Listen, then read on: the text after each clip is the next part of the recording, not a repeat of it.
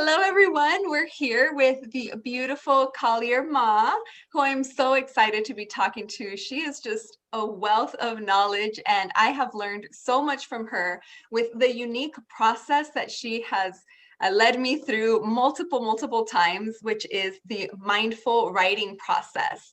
A type of meditation, but it's not the type that you think it is. So let me allow her to explain a little bit more. Thank you so much, Collier, for chatting with me today. Thank you for having me. I am super excited to be here. Well, can you talk a little bit about, well, introduce yourself first. Where are you from and what is this process that you do? So, I am originally from South Florida by way of the Bahamas. I currently live in the Midwest. I'm landlocked. And this time of year, when we get into the cooler months, I desperately miss the ocean. Uh, but being in different environments, it just allows a lot of different channels to open and you to just experience things in different ways. So, I am grateful for that. And my process, as you stated earlier, is called mindful writing meditation. And it is not the traditional sense of meditation. I know a lot of people have preconceived notions of what meditation is. And while a lot of those notions are accurate, there are multiple ways in which you can meditate. And one way is to be very mindful or aware in your meditation. And we do that through writing. And so some people equate it to um, auto writing sometimes. And you can very well go into those states. I have, but for the most part, it is an awareness as you write, and it just unlocks layers that you may not have realized even existed, and you get to really go to a place where that you may think that you don't have in you, and you come to certain realizations, and it's something I've been doing for years actually. Wow. I mean, I had the pleasure of working with you a couple of years ago when I was starting my online journey, and I got so much out of your writing meditations. Not only are your meditations so soothing and your voice is so comforting, but just all the things that came up and just your process is amazing. And I am so grateful that community members of the Dreaming Yogi community are going to be able to experience a session with you this month. Um, I just love it so much. And I'm curious, how did you find this? Like, how did your journey towards this type of process find you? So that's an interesting story. I've always been what I consider a writer. I've journaled for as long as I can remember. um, I believe in writing down goals, affirmations, all of these things. And for me, this actual process was a form of self-help, um, combination of self-help, personal development, and therapy, honestly.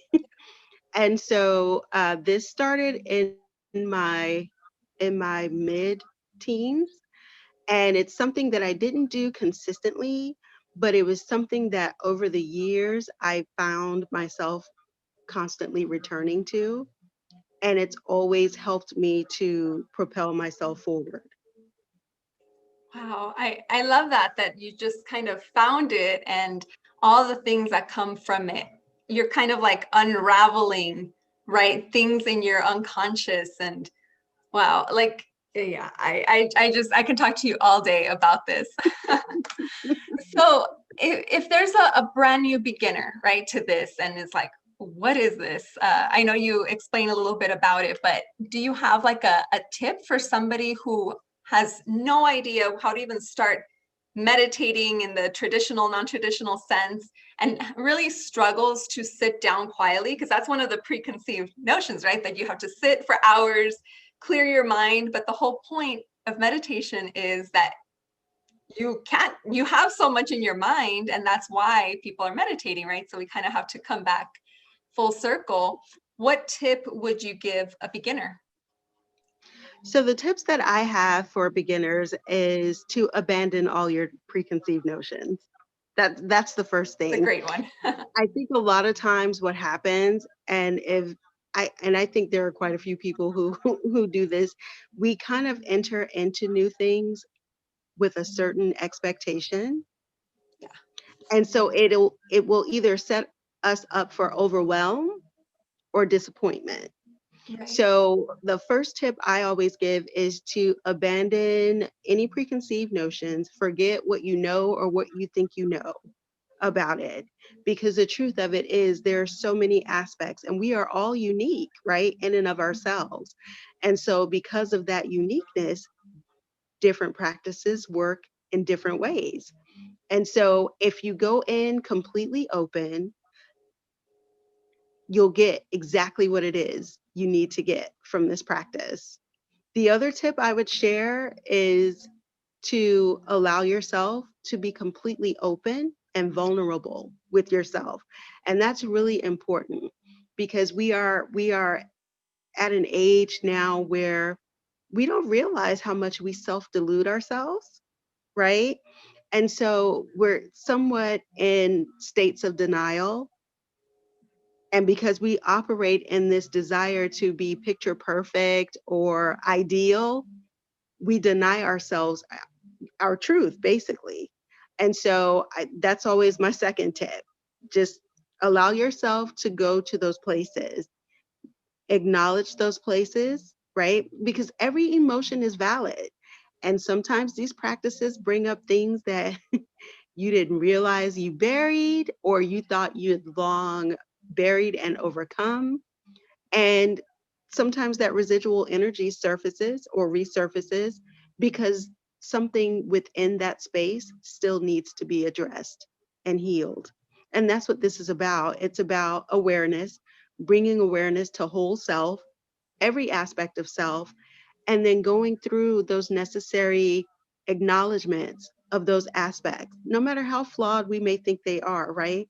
It's Right. a judgment-free zone. It's you share as much as you're comfortable with sharing, or you don't have to share at all. But the whole purpose is that this is for you. Right. Yeah. That's a great tip. And I'll just add that the safe container that you create as well, like you in your sessions, makes it extra supportive. Because I know when I was doing the first time you introduced me to writing meditation, I'm like, whoa, like we downplay our emotions as well. We're like, Mm. we start justifying. That's why I do a lot of dream work, right? Because our dreams aren't going to downplay our emotions. They're going to show up and scream at you. Right. And so yeah, so I really appreciate the safe container that you create every time you hold a session like this. Thank you. It's really important to have that. And, a lot of times too, we are conditioned to internalize, right? Because we'd rather take on the discomfort as opposed to having it expressed and others outside of ourselves being uncomfortable. And so we have to get to that place where we are actually comfortable with being uncomfortable with ourselves so that we can reconnect truly with ourselves.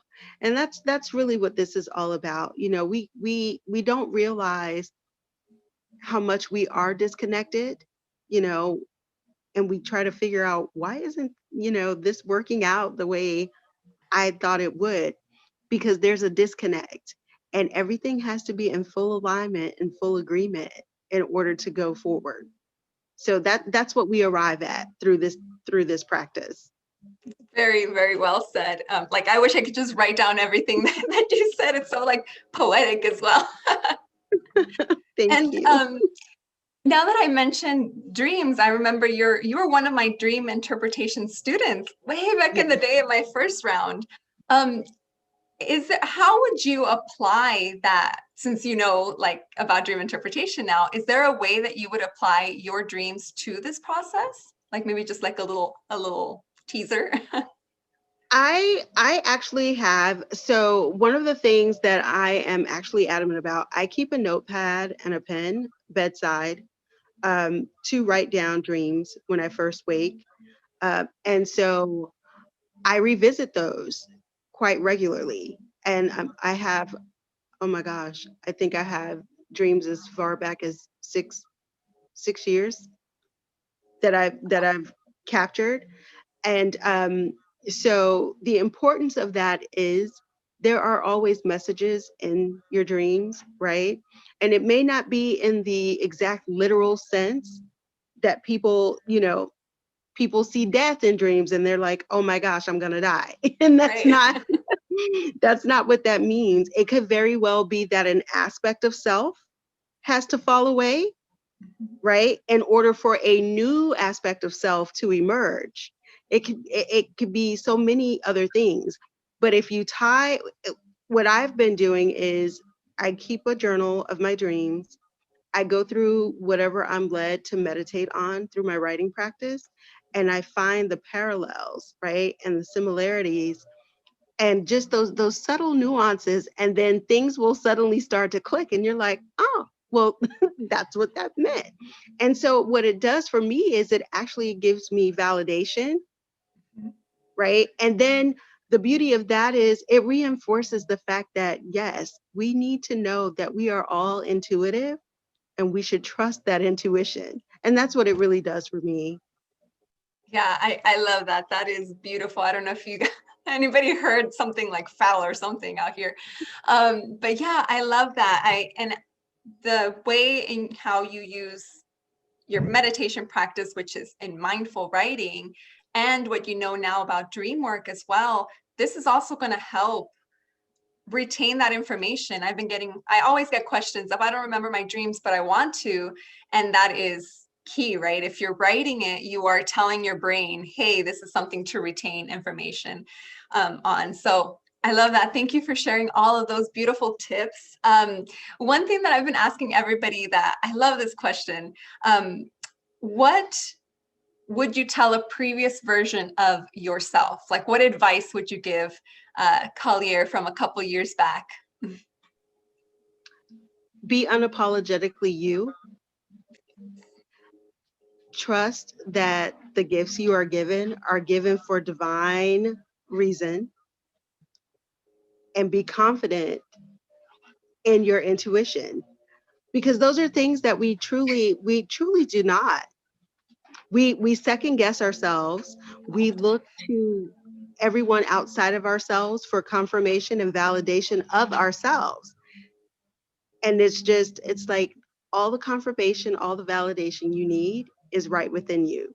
That is the number one thing I would tell my previous self. Absolutely.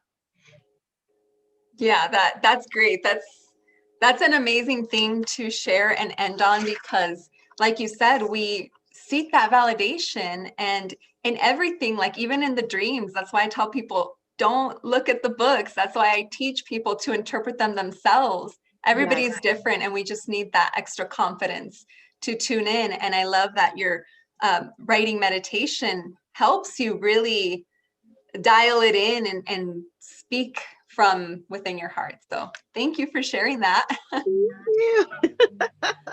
So I'm where can super excited. I'm excited too. Everybody's just, I mean, we all love you already. You have been a community member since the beginning, and we've started this. Today has been like 2.5 years ago, a little bit more, and you've been there since the beginning. So I honor you for that, and I am so happy to be able to just feature you and love on you all month and beyond, right? But we're focusing on you and your work this month. So thank you for that. We will be having a writing meditation with Collier, with which the details will be up in the community for members. And where can people find you? So right now I'm on Facebook and I am on Instagram, and you can find me at Collier Ma on Facebook. I do have a mindful writing page, public page, and so it's in the process of being revamped. That's one of the downloads I had earlier at the start of the season. It's just that I need to really, especially now in this age of COVID, this is an opportune time for so many of us to really just go inward and work on self and just really build self up. And so that's my focus from now moving into 2021 and beyond. It's just doing what I can to be of service to others so that they are empowered to be their best selves. Yes, and you do that so wonderfully. I can't express that enough. Thank you so much. I'm going to put all the details to all the links that I'll get from you in a bit, and I'll put them in the description. And I'm so excited to introduce the community members to your work. I'm so excited too. Thank you so much. I'm so honored. Thank you. I will talk to you soon. Okay, thanks. Bye. Bye.